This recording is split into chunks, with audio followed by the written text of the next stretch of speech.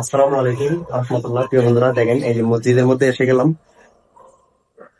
তো আজকে মসজিদের মধ্যে এসে গেলাম, টাকাটা কিন্তু আমার সাথে আছে। এই যে দেখেন, খানদুজি মন্দিরের টাকা, যেটা নতুন রুট বের করেছে বাংলাদেশ সরকারে, মন্দিরের টাকা। কিন্তু আমি মসজিদে আসছি ঠিকই, কিন্তু টাকাটা তো আমার সাথে। মন্দির নিয়ে মসজিদের ভিতরে ঢুকেছি। কত কতটুকু লজ্জাদায়ক বিষয়। জাতি হিসাবে নিজেকে অনেক লজ্জিত মনে হচ্ছে আমাকে, বুঝতে পারছেন? আজকে আমি মুসলমানের সন্তান হয়ে 90% মুসলমানের দেশের মধ্যে থেকেও মন্দিরের টাকা নিয়ে, মন্দিরের ছবি নিয়ে মসজিদে এসে নামাজ আদায় করতে হচ্ছে আমার।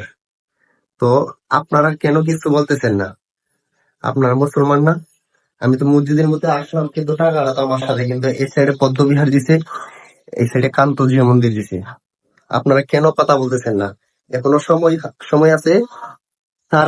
তাড়াতাড়ি করে আপনারা মানে অতি দ্রুত প্রতিবাদ গড়ে তুলুন, নইলে একসময় পূজাও দিতে হবে। দেখছেন? এই যে দেখেন মসজিদ, দেখেন এই যে কোরআন শরীফ, এই যে এই যে এদিকে দেখো, এদিকে দেখো, এই যে মসজিদের কোরআন শরীফ। আমি মসজিদের মধ্যে আছি, ইবাদত করার জন্য আসছি, কিন্তু টাকাটা ঠিক আমার সাথে। তো বন্ধুরা, বেশি বেশি করে শেয়ার করবেন ভিডিওটা, ঠিক আছে? সবাই বেশি বেশি করে শেয়ার করবেন।